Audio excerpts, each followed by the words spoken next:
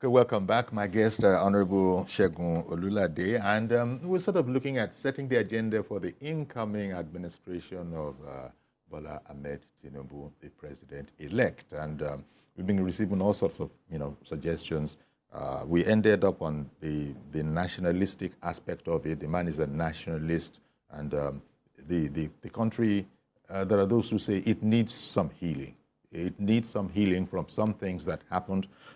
It's not as if it was perfect in that regard, pre-election and into the election. But he's the man for the job in that regard. There are indications of that already. But the National Assembly itself, we've been hearing all sorts of things about the leadership and the role that it must play. I think it was Benga who called in from Abuja who was saying that, look, we have to be careful here. We don't want a confrontational or a belligerent National Assembly. That's not the whole idea. But that doesn't mean there also need to be a rubber stamp. Well, I don't understand when they mention the issue of rubber stamp. Okay. What kind of, are we looking at an hostile legislative arm of Not government? Hostile, but... when you say a legislator is a rubber stamp legislator... It means that it's a complete agreement with the executive all the time. Well, it might be all the time if the executive, for me, yes, if the executive are doing the right thing all the time. But when we say we don't need a rubber stamp, yes, I understand that. Okay. I understand the fact that there is a rubber stamp legislator who will not even check whatever that is being sent to them. Now, this is what they say we don't need. A situation where we do not have a hostile legislator is what Nigeria needs at this current time. We need that healing. Have we ever had a hostile legislature? We have. Even 2015 to 2019. And you can go back. Bukola Saraki. You can go back and see what they were able to achieve with that legislative arm of government and compare with what the Lawal, Gbatabe Amila were able to also achieve in this current Ninth Assembly. So it doesn't really matter. But as you know, Bukola Saraki came from a different political party. Never mind the name, never mind the card that he was holding.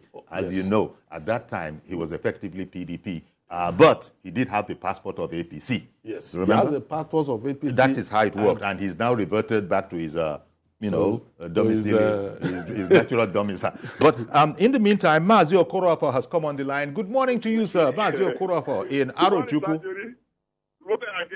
Yeah, that's what we come from AROCHUKWU. The agenda we are talking about now is that we have the president, we have the vice. What we need now is the Senate president and speaker. Now, the Senate president now, we're talking about the eastern wing, the southeast. Let's go to the southeast and pick Senate president, irrespective of political party. That is the story. Then we now talk about speakership. The speakership, North Central, they don't have anything there. We go to North Central and pick speakership for the House of Reps. Secretary to the federal government, we go to South. Now, Sayuri and our guests, we have to balance the equation of Nigeria. Igbo, Hausa, Yoruba, Muslim, Christian, no matter your religion, no matter the political party, let's look for competent hands that then the judge start talking about the ministerial appointment. Other speaking, equity is very, very important. If we fail to mix the equity, instead we have a problem. Equity is very, very important because anything we are doing is equity. We have to move forward. So the agenda is very, very important. All right. Let's keep aside religion, keep aside tribe, keep aside political parties, and get into what I will advise the president-elect. This issue of recycling is not come on board. Because we continue going back to recycle. We are going back to make the same mistake. People talk about corruption. You see how corruption is clamping as it is a ladder. If you look at Maslow hierarchy of theory, you see that from the graduate, because the corruption is going high. How do we solve it? Look at the rate of unemployment. Look at the rate of... They are telling us that vaccine of malaria, Nigeria started... But Nigeria started implementing that vaccine for malaria. Now, why must we go to India to look for vaccine? Whereas we have Bombvest, they produce, we have Ibadan, we have Umudike. We cannot sit down here in Nigeria, produce this vaccine, Many people are dying of what malaria has happened, especially malaria is getting out of Africa. 75% of people that die in Nigeria is because of malaria. And we have the authority, and we don't want to be so. President-elect, go and find a solution to what our medical sector, bring in competent hands that will make sure that this issue of malaria, look at cholera. All right then. Okay, Mazi, I hear you. It's an important. Mazi is emphasizing health among other things. Let me quickly correct that also. Yeah. I am not I'm not going to buy into everything he has said concerning the issue of vaccine or whatever. Because if you want to produce vaccine, produce the one that is genuine, not the fake one that will keep people on the streets. That is the major issue. We have a lot of fake drugs in our system that we must ensure. Fake drugs goes back to the standardization that you talked about. That I talked about. So, having a vaccine from Nigeria, that's not my own issue.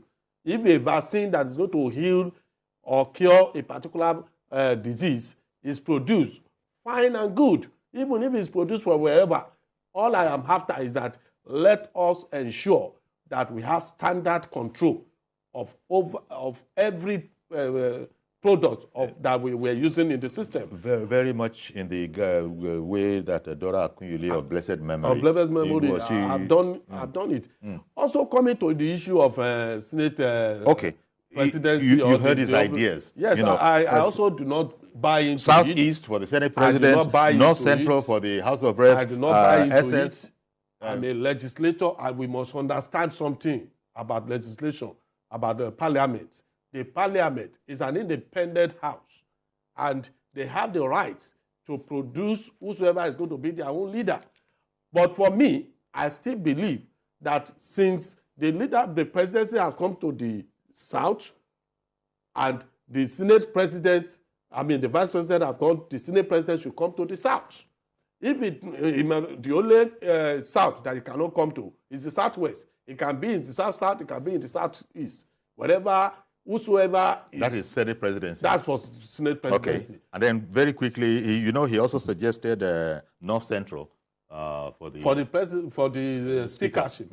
Well, for speakership, it will also go to the North. Either it's going to be Northwest or North Central. That is, but it cannot go to Northeast, because that is where we have the vice president. Aside from those ones, the issue of the secretary to the federal government is a prerequisite of the... No. You can't bring that on the table. Yes. You can't bring that on the table. That's up to the president. It's up to the president to decide who's going to be the secretary of his government. Now, because every state also have the responsibility of producing at least one minister. Let me not delay Miriam in Abuja any longer. Good morning to you, ma'am. Hello, good morning, Uncle Yuri. Good morning, ma'am. Thank you for calling in. Yeah. I think for setting the agenda for the National Assembly, I think Bola Tinubu should start in a very, very good. She should start right. I think for fair play and for justice and for all you want to say, I think the Senate President should go to the Southeast. This is my humble submission. I think for there to be healing already, as you know. The Southeast is already feeling, that they have not had a good chance in this administration. So I think we should give it to the Southeast. That is for that. But I think we're setting agenda for Mr. President. I think the National Orientation Agency is a very, very good department.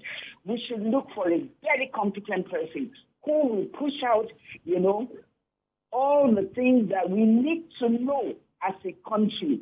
You understand, there's so much healing to be done. That department is a very, very important department. And we should look for somebody who is very competent, somebody who can push out the agenda of Mr. President, somebody who can tell us what Mr. President is doing, his achievements, and all he intends to do. He should bring out somebody who will be able to communicate with the Nigerian masses. Okay. He should bring out somebody who will be able to push out all the policies that are good for this country. It is very, very important. That ministry or that department is vital to the success of whoever becomes president, and that is Mr. President himself, Bola Tinubu. I believe he will do something very good there. Thank you very much. Thank you for coming on the program. Also to Madam Miriam, I also will not agree totally with her concerning the issue of Mr. President-elect be the one that will decide whatever happened at the legislative of the parliament. Well, you know, he's the leader of his party. Yes, so, he's not still the leader of the party. Okay. He's the leader of the party is Muhammad Buhari as it is today. No. I'm looking into the future. When he becomes a president, as the leader of the party, the party as a whole must sit down and zone. It's not about individual now. Because they want to put all the blame on him. That's why they keep talking about Tinubu should ensure that whoever is going to be speaker, whoever is going to be Senate president. No. But it is the party. When the party sits down, yes. I also want to implore all our legislators, especially those from the APC, caucus, do not truncate the brilliant ideas and vision that this president, our president-elect has for this country. Yeah. Do not become an enemy to the nation. Please, whatever the decision of the party, I'm not a party whatsoever, but whatever the party have decided concerning where the Senate president should go, please, as a legislator, so that you also, as a member of that arm of government, be a good party man. Once you've had this parley and you've come to certain understanding that this goes to this goes to that. Please let us just abide by it. Because the executive can't come and vote in the National Assembly. They can't. But you remember we have seen it before. President Muhammad Buhari. Yes. You know, in his time at that stage of putting together an administration. Remember, he had said what looked like a very idealistic position. Say, it's not, my hands are not there. It's a totally different department. Legislature should go and talk among themselves. I must be seen. Now, a lot of people said, oh, God, they know they do it like that now. I know they do it like that too. But you could understand, the president was being idealistic. Yes. Say, look, agree among yourselves. That's what, strictly speaking, it should be. But since then, we've heard commentary from knowledgeable people that, no, the president shouldn't have gone that way. Yeah, because we are having, as at that period, we're having a fabricated party. People, factionalized party, or how will I put it now, that are not still well cohesive as expected. Yes. So you see a situation where we have the PDP, we have the CPC, you have the ACN, all in the one part. Mr. President just said, look, you guys sort it out among yourselves. And I think that was a wrong move. So that was the way it went then. It was a wrong move. People are now saying the party, yes. And that is where I was talking about possibly earlier, the party is more cohesive. The party includes the leader of the party and every other national working committee of the party and every other stakeholder within the party must be able to sit down and say, for this certain position, should go to, you see, but they'll also want to sample the president's opinion when he is the president, about Tinubu when he becomes president. And you're having these kind of conversations. Of course, people will be will be cocking an ear as to. Yes, by the way, can we get the impressions of the Mr. President? Yes, and it's going to be quite influential. Yes, it's definitely. It's going to be quite influential. Definitely. You know? That's why I'm appealing so to he can't make any orders to that arm of government. He can't make any orders. Not to become an enemy. Okay, he can't make any because orders once you have an hostile legislator, you will not even enjoy your that session. Okay, Reverend Dominic. Good morning, sir. I don't want to keep you waiting. Good morning, Yori. Good morning, Segun. Yes. Good morning, sir. Segun, I want to appeal to you. Sweet, I have a lot to say. Let me go because I don't have much time. I want to appeal to you, to appeal to your party, to help this incoming government work. Yori, you are saying yesterday that the former CBN governor, Sanusi, was saying he feels sorry for next president. Yes, yesterday. He feels sorry for the president, who by June 1st, he will inherit census. By June 1st, he will inherit subsidy mobile. By June 1st, he will inherit a salary increase to civil servants. With the kind of economy we have, this government makes it so impossible. Do you know what, Yuri? I look at Ashwaja as a magician. When the last time we contested election, so to use this word, Ashwaja is not only contesting with opposition. Ashwadu contesting with party members, party government officials, scarcity of money, created by his own government. Please, Segun, you are a member of APC. I have questions about Ashwadu. Will they allow this man to govern well, to make things certain easy? There's enough he's going to inherit by June 1st. Who does that? Number two, Yore, I don't know what happened. I'm so glad Ashwadu won this election. People who is spreading sentiment of Igbo outside Yoruba, he will balance his government well. He has done it in Lagos here. Me today, as the former spokesman of APC, all of us are not gathered in Southeast because we support a government in Lagos. You know, I'm about the former spokesman of APC, who is an assistant on what they call it now. What I'm trying to say is this. Ashwadu is a gentleman. He's a Yoruba man. When a Yoruba man came into power, the balance government well. You can talk anything about Obasanjo. Obasanjo balance his government well. He put every sentiment in the right place. What I'm trying to say, the most impediment to this government is APC and the government. Segun, please get your people to make this man work very well. There's enough stuff that's ready for him not to succeed.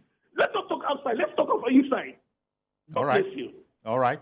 Thank you very much for calling in, Reverend Dominic. Your commentary there, yeah, really, it's an APC man that should really comment on this, in the sense that he's saying that sometimes we can be our own worst enemy. You know, yes.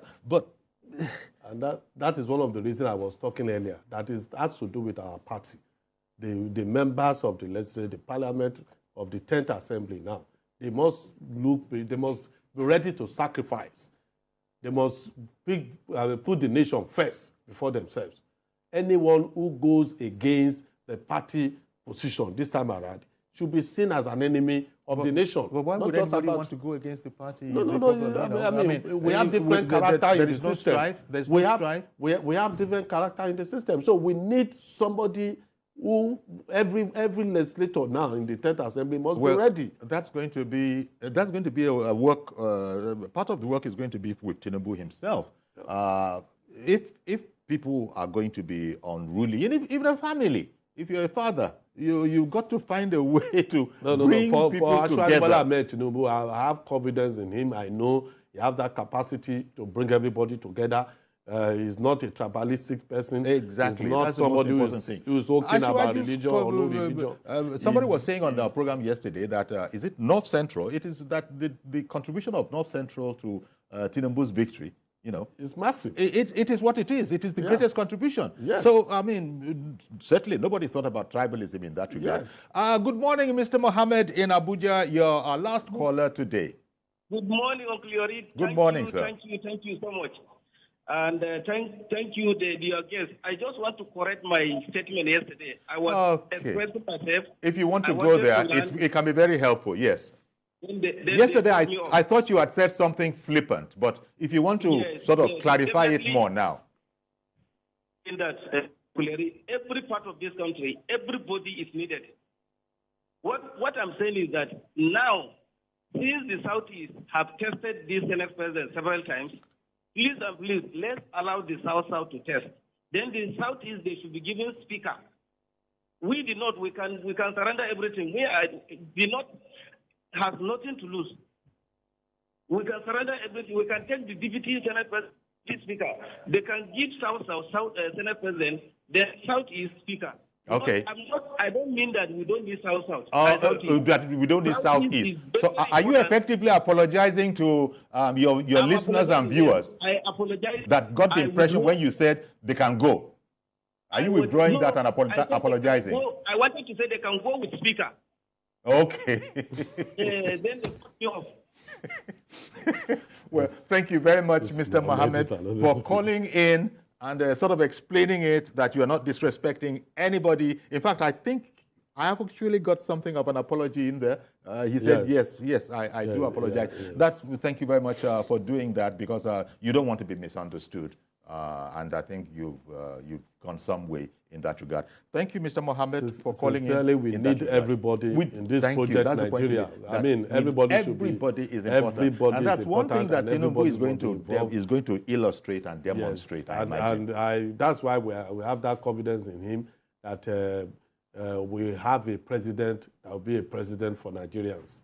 It will be a president for a certain set of people. It will not go to be a president for Christian or Muslim or Igbo or Yoruba or Hausa Fulani. Indeed. It's going to be a Nigerian president. And as such, we are happy that we have him coming to lead our country at this critical period. Because if it were any other fellow, maybe Nigeria would have been more divided than we ever thought of.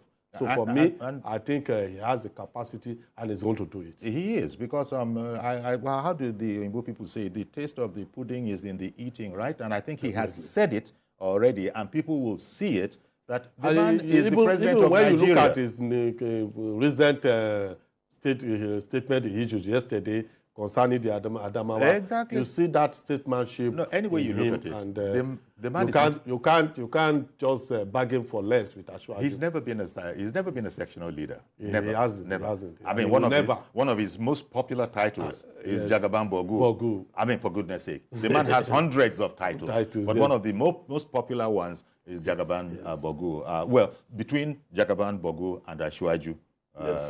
You know, those two are his most popular. That gives you an indication of the man. But Honorable Olulade, I want to thank you very much for coming on and helping with this conversation, and to you also out there contributing to it, a potpourri of ideas that the incoming president will have to take on. And thank you, Reverend Dominic, for reminding us about what I said yesterday. I was quoting or paraphrasing the former emir of Kano, who has said that he doesn't, he doesn't envy the incoming president giving all the things that he's going to have to attend to, and attend to with excellence. And that's why we're saying that he can't do it alone. We need everybody. It's a community. All of us is involved. Okay.